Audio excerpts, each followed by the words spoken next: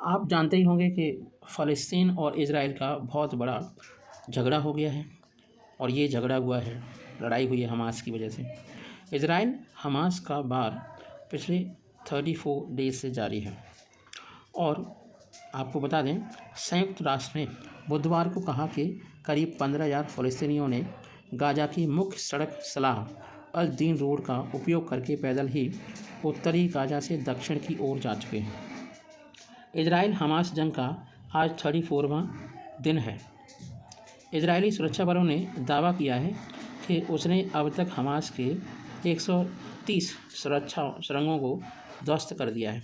इस बीच हजारों फ़लस्तीनियों को उत्तरी गाज़ा से निकलकर दक्षिण की ओर शरण लेने के लिए पैदल ही जाते देखा गया है। ये लोग हाथों में सफ़ेद झंडे लहराते हुए शरण की तलाश में दक्षिण गाज़ा की ओर बढ़ रहे थे। हालांकि दक्षिणी गाज़ा में भी अब हालात सामान्य नहीं रह गए हैं, क्योंकि इजरायली सुरक्षा बलों ने पूरे क्षेत्र को हवाई हमलों से घेर लिया है। और आपको बताएं, इजराइल ने दिखाई नरमी। संयुक्त राष्ट्र ने बुधवार को कहा कि 15,000 फ़लस्तीनियों को गाज़ा की मुख्य सड़क से पैदल जाने दीजिए। तो यह सोमवार को अनुमति है ना, अनुमानित आंकड़े से 3 गुना है। सोमवार को 5,000 लोग गए थे।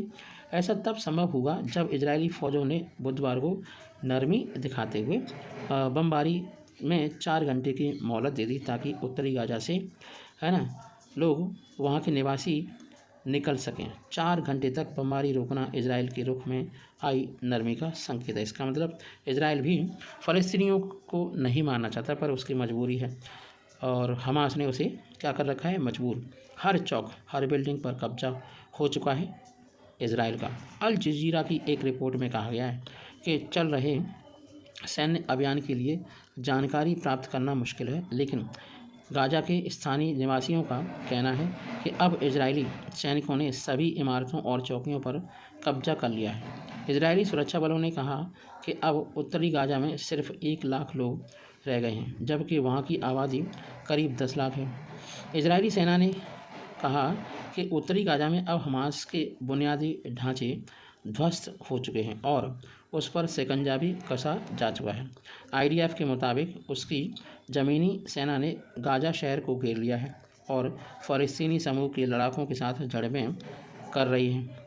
उधर फ़लस्तीनियों का कहना है कि गाज़ा पट्टी पर कोई भी कोना अब इजरायली बमबारी से सुरक्षित नहीं रह गया है। इन हमलों की वजह से गाज़ा के 23 लाख निवासियों में से 70% से ज़्यादा लोग विस्थापित हो चुके हैं। बहुत ही दुखद खबर है।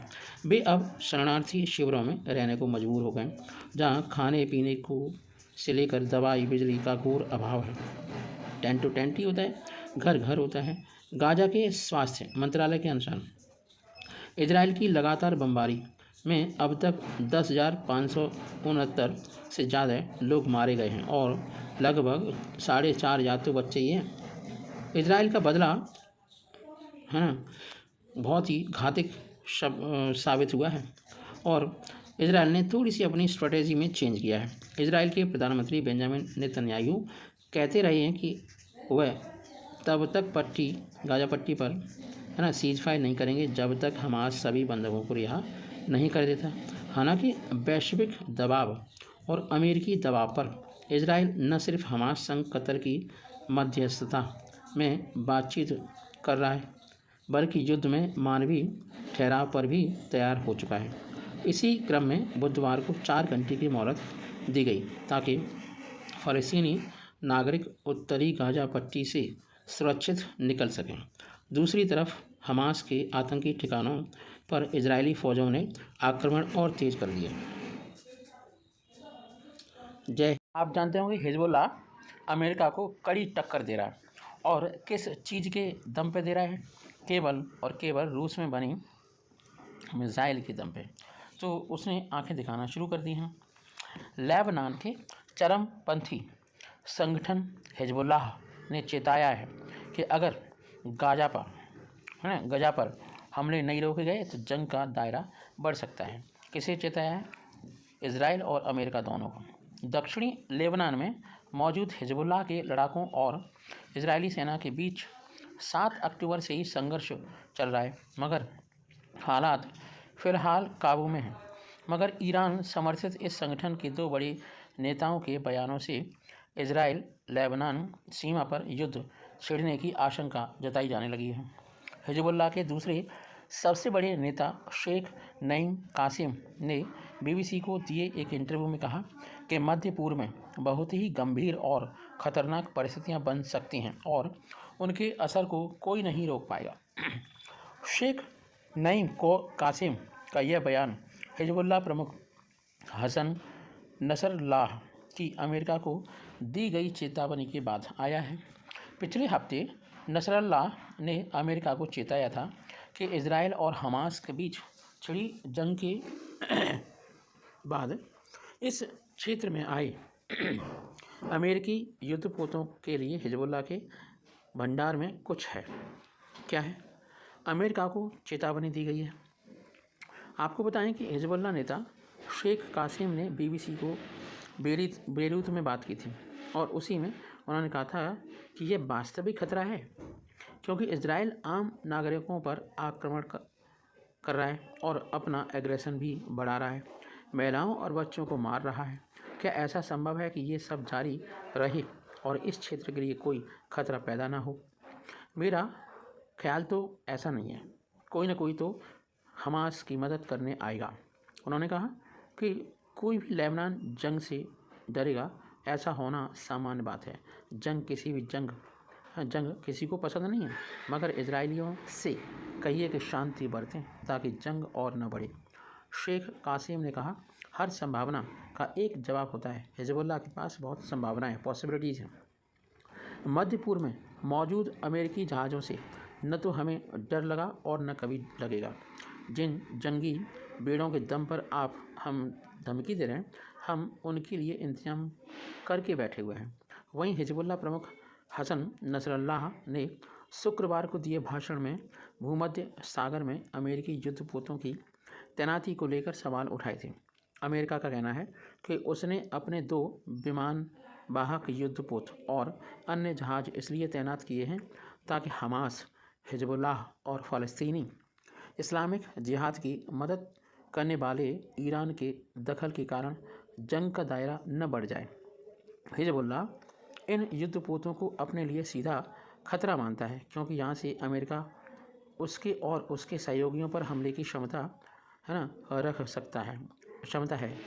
हसन नसरल्लाह ने अमेरिका को चेतावनी देते हुए कहा कि मध्य पूर्व में मौजूद अमेरिकी जहाज़ों से न तो हमें कभी डर लगा है और न लगेगा। उन्होंने कहा कि जिन बेड़ों की आप बात कर रहे हैं उन्हें हम नेस्तनाबूद कभी के कर देंगे। अमेरिका के वर्तमान और पूर्व अधिकारियों का भी मानना है कि हिजबुल्लाह के पास कई तरह के हथियार आ गए हैं। वो कहाँ से आए? रसिया से। एक अधिकारी ने कहा, हम बारीकी से नज़र रख रहे हैं और पता लगा रहे हैं कि हिजबुल्लाह के पास क्या करने की क्षमता है। समाचार एजेंसी रॉयटर्स ने हिजबुल्लाह के हथियारों के जखीरे की जानकारी रखने वाले सूत्रों के हवाले से जानकारी दी है कि हिजबुल्लाह प्रमुख ने रूस से मिली शक्तिशाली एंटी शिप मिसाइलों के दम पर अमेरिका को चेतावनी दी है। रॉयटर्स ने लेबनान में मौजूद 2 सूत्रों के हवाले से बताया कि हिजबुल्लाह प्रमुख का इशारा रूस में बनी यखोंट मिसाइल की ओर था, जो जहाज़ों को निशाना बना सकती है। इन मिसाइलों की रेंज लगभग 300 किलोमीटर है। मीडिया में आई कई रिपोर्टों और विशेषज्ञों के मुताबिक हिजबुल्लाह को ये मिसाइलें सीरिया के जरिए मिली हैं। 1 दशक पहले जब सीरिया में गृह युद्ध छिड़ा था, तभी से हिजबुल्लाह और राष्ट्रपति बशर अल असद का साथ दे रहा है। माना जाता है कि वहीं से ये मिसाइलें उसे मिली हैं। हालांकि हिजबुल्लाह ने कभी अपने पास यखूट मिसाइल होने का दावा नहीं किया है। रॉयटर्स के एक सूत्र ने बताया कि हिजबुल्लाह के पास जहाज़ों को तबाह करने की क्षमता है। इसका पता उस समय चला था जब 2006 में इजराइल के साथ छिड़ी जंग के दौरान उसने भूमध्य सागर में इजरायली युद्धपोतों को निशाना बनाया था। ज़्यादा जानकारी न हो देते हुए इन सूत्रों ने कहा कि हिजबुल्लाह के पास यखोंट मिसाइल तो है ही, इसके अलावा भी कुछ और है। हिजबुल्लाह ने अगर इसे अमेरिकी जहाज़ों पर इस्तेमाल किया तो इसका मतलब होगा कि पूरा क्षेत्र जंग की चपेट में आ जाएगा, और ऐसा हो भी सकता है। हिजबुल्लाह इजराइल भिड़े तो क्या होने वाला है? और राजनीतिक और सैन्य रूप से बेहद ताकतवर इन लेबनानी शिया समूह को ब्रिटेन, अमेरिका, अरब लीग ने आतंकवादी संगठन घोषित कर दिया है। अभी तक गाजा युद्ध को लेकर इसकी प्रतिक्रिया में चेतावनी ज़्यादा दी जा रही हैं। हालांकि 7 अक्टूबर को इजराइल पर हमास के हमले के बाद से ही लेबनान इजराइल सीमा पर उसके लड़ाकों और इजरायली सैनिकों के बीच छोटे स्तर पर संघर्ष चल रहा है। लेकिन जैसे जैसे गजा में इजराइल के हमले तेज होते जा रहे हैं, पूरे मध्य पूर्व में तनाव, मिडिल ईस्ट में तनाव बढ़ता चला जा रहा है। हिजबुल्लाह प्रमुख हसन नसरल्लाह ने चेतावनी दी थी कि लेबनान में हर आम नागरिक की मौत पर सीमा के दूसरी ओर एक और जान जाएगी। हालांकि उन्होंने इजराइल के साथ खुली जंग की धमकी नहीं दी है। बेरूत में defence and security consultant Nicholas Blandford ने बीबीसी को बताया, अगर इजराइल की हिजबुल्लाह से जंग होती है तो उसका सामना एक ऐसे दुश्मन से होगा जिसके पास इतने हथियार हैं जितने कई देशों के पास बिल्कुल नहीं है। अनुमान है कि हिजबुल्लाह के पास लगभग 1.5 लाख रॉकेट मिसाइलें और 60,000 लड़ाके हैं। निकोलस ने कहा कि अगर हिजबुल्लाह और इजराइल में जंग छिड़ी तो उसके आगे गजा में जो कुछ चल रहा है वह तो बहुत मामूली लगने लगेगा। इजराइल में एक तरह का लॉकडाउन लग जाएगा। ज़्यादातर आबादी को बमों से बचने के लिए बनाए गए शेल्टरों में शरण लेनी पड़ेगी। उन्होंने कहा, इजराइल में हवाई और समुद्री यातायात पूरी तरह ठप पड़ जाएगा। हिजबुल्लाह की गाइडेड मिसाइलें इजराइल में कहीं भी लक्ष्य को भेज सकती हैं। वहीं लेबनान को इजराइल एक कार पार्किंग समतल जगह में तब्दील कर सकता है। ठीक है, अभी तक हिजबुल्लाह ने मुख्य तौर पर इजरायली सैन्य अड्डों को ही निशाना बनाया है। अब तक उसके 60 लड़ाके मारे भी जा चुके हैं। देखते हैं क्या होता है। जय हिंद, जय भारत। आप सबका आपके अपने चैनल न्यू क्वांटम क्लासेस पर माई सेल्फ संजय कुमार आप सबका एक बार फिर से स्वागत करता हूं। और मैं आज बहुत ही इंपॉर्टेंट न्यूज़ लेके आया हूं आप सबके लिए। आपको बताता हूं कि कुछ ऐसी मिसाइलें जो पूरे वर्ल्ड में तबाही मचा सकती हैं। और आप जानते ही होंगे कि पिछले 1.5 साल से, तो 2 साल हो गए, है ना, तब से रूस और यूक्रेन का वार चल रहा है। और पिछले 1 महीने से इजराइल और हमास आपस में लड़ रहे हैं। इसमें अगर हम देखें तो हमास ने एक्चुअल में क्या किया था, 7 अक्टूबर को इजराइल में लोगों को मार दिया था और कुछ बंधक बना लिए थे। उसी का बदला इजराइल ले रहा है और इजराइल ने हमास को 2 पार्ट में डिवाइड कर दिया है। चलिए आगे देखते हैं। और जब वार की बात चली रही है तो हम बात करते हैं मिसाइलों की। दुनिया में तबाही ला सकती हैं ये 10 मिसाइलें, और इसमें से भारत के पास भी नहीं है कुछ मिसाइलें। अब ये देखते हैं कौन कौन सी मिसाइलें हो सकती हैं। दुनिया भर में परमाणु हथियारों की तो होड़ मच चुकी हो। आप जानते होंगे 6,500 के आसपास तो रसिया के पास है, 5,500 के आसपास रूस के पास, रसिया के यूनाइटेड स्टेट्स के पास भी हैं, और चाइना के पास। तो एटॉमिक बम बनाने की ऐसी होड़ है, और जितने भी विकसित देश हैं बाकी के देशों को नहीं बनाने देते हैं। वो जानते हैं कि परमाणु हथियार काफ़ी शक्तिशाली होता है, और जिसके पास नहीं है वो बेचारा जी ललचा रहा है। पाकिस्तान के पास है तो वो आंखें दिखाता रहता है और उसकी धमकी भी देता रहता है। वो इसे पाने की चाहत में जी जान लगाने की कोशिश करते रहते हैं। जैसे अभी अभी ईरान से खबर आई थी कि वो एटॉमिक बम बनाना चाहता है। और आप जानते हैं कि मिडिल ईस्ट में ईरान और इजराइल काफ़ी बड़े, बहुत उम्दा लेवल के दुश्मन हैं। तो इजराइल ने काफ़ी कोशिश की। आप देखते हैं क्या होता है आने वाले टाइम पर। और ये ऐसी मिसाइलें जो बहुत ख़तरनाक हैं। अब हम बात करते हैं इंटरकॉन्टिनेंटल बैलिस्टिक मिसाइल की। ICBM के नाम से जाना जाता है। ये परमाणु हथियार पहुंचाने के लिए डिज़ाइन की गई है।